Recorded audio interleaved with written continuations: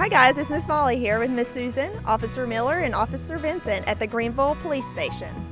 Today we are going to learn about what police officers do. Officer Miller? All right, hello boys and girls. Our main job as a police officer is to enforce laws. Laws are kind of like rules that you have at home or at school. You have to follow the rules. Our job is to make sure that everybody follows the rules on the road and when they're out in public. Anytime that somebody breaks the law, it's our job to step in and make sure that they follow the law. Sometimes we have to write that person a citation for breaking the law. Sometimes we have to take them to jail for breaking the law. Like I said, it's kind of basically like when you're at home or when you're at school. When you don't follow the rules, you get in trouble. And that's our job, is to enforce the rules. One thing we're going to talk about is a little bit of some of the tools that we use as police officers. Every police officer has a duty belt. We have all kinds of equipment and tools that we use.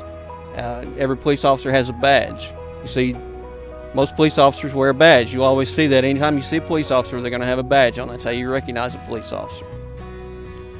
One of the things that we have now that we've had for a couple of years is a body camera. This records everything, video and audio. When we go on a call or when we're interacting with the public, then the body camera records everything so that we can go back and watch that or use it for evidence if we need to.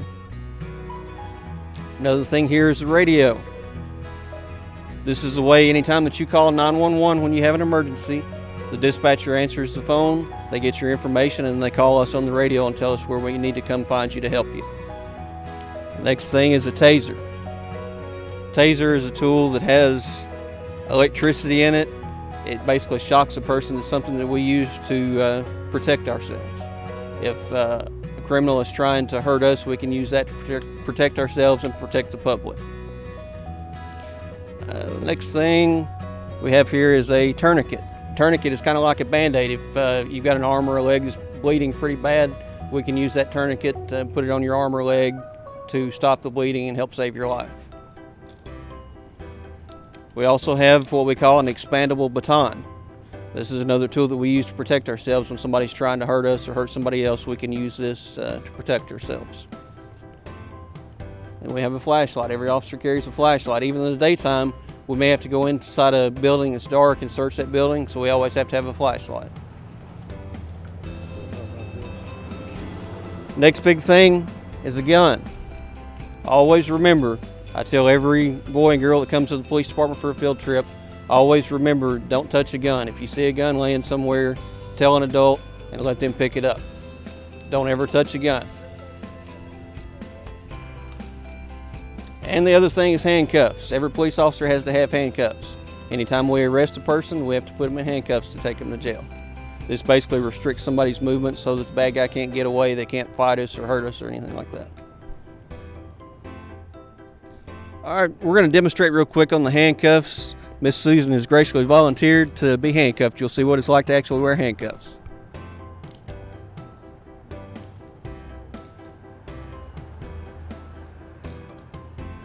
Now I'm going to ask you, Miss Susan, are these any fun to wear, or are they easy to get out of?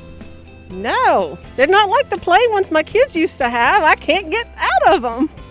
Now, could you drive a car or eat lunch or anything like that with those on? No, not unless somebody put it in my hand. No, I don't think I could do much of anything, and my hands are crooked anyway, so I can't even hold on to anything. And typically when we arrest somebody, we actually put the handcuffs behind their back, so that restricts their movement even more.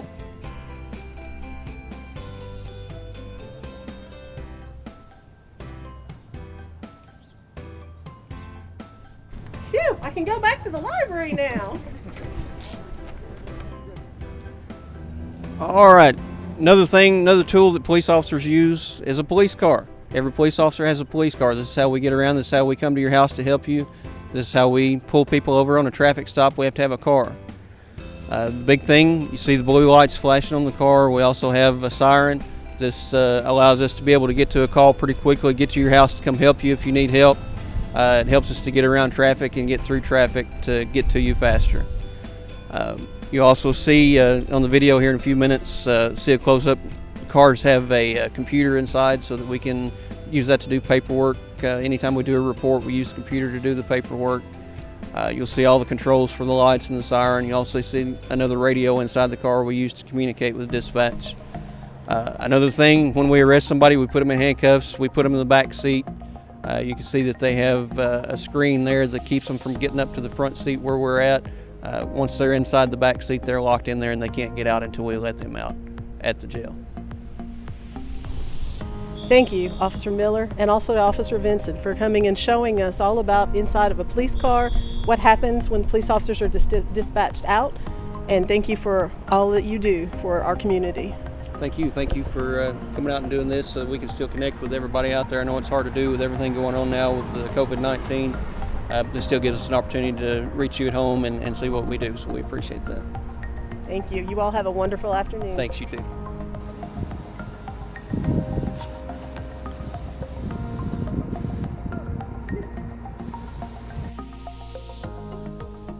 Hi, I'm Miss Susan and this is Miss Molly. We're here at the Central City Police Department.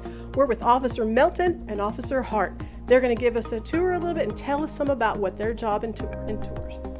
Hey guys, welcome to the Central City Police Department. I'm Officer Hart. We'll give you a little tour and show you about everything we got to offer here. So kids, here's where most of our interviews take place. We got any type of criminal activity that may have taken place, and we need to get more information on the investigation. This is usually where we take our suspects, and we'll interview them, and they'll usually fill out a statement form or something like that, and tell us more about what took place during the incident or crime that has occurred. So this is the interview room, and it stays recorded 24/7. Anytime you walk into the room, it immediately starts getting recorded. So this is our squad room. This is where all the police officers that work here in Central City, this is their desk. This is where they work. This is where they come and do all their paperwork and drop off their citations. They've got a mailbox up here for any time that we've got paperwork or anything like that. This is where we come to handle all that.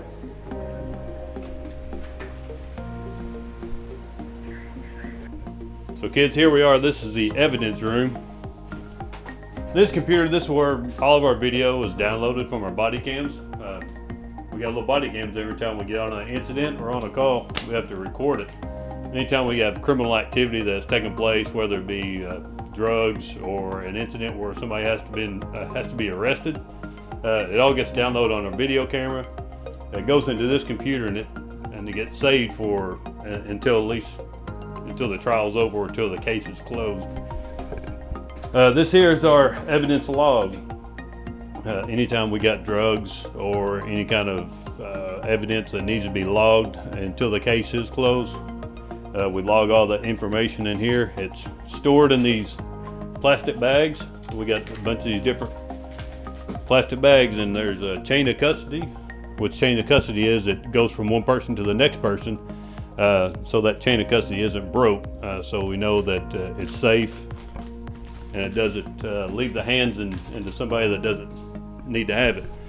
If you turn around here, this is where all the evidence is stored. You really can't see inside there because it stays locked 24/7. There's only two people that have access to this. That's be the chief and our evidence director. They're the only two that has access to it. Other officers do not have access to it, so it reduces the chance of any evidence being lost or, in worst case, stolen. So this is just the evidence room here. So kids, here's one of our police cruisers. This is my personal vehicle, which stays clean all the time. We'll take a closer look.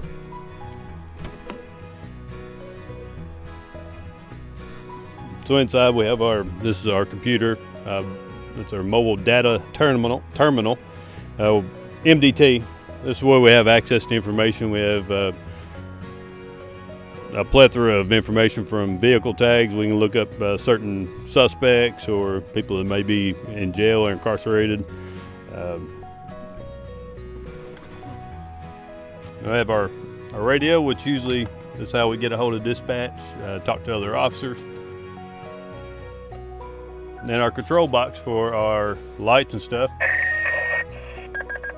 So if you want to step back a little bit, I'll turn the lights on. There's our lights if you see those.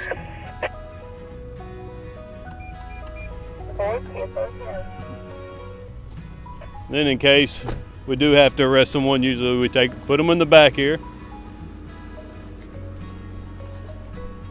Then back, all of our doors are always locked. There's no handles on them or anything, so makes it really impossible to escape out of a car. So this is the back of the Cruiser. It's a tight squeeze, so you don't ever want to be inside one of these anytime soon. All right, thanks to Officers Melton and Hart for showing us around the Central City Police Department. Thanks for watching. Bye.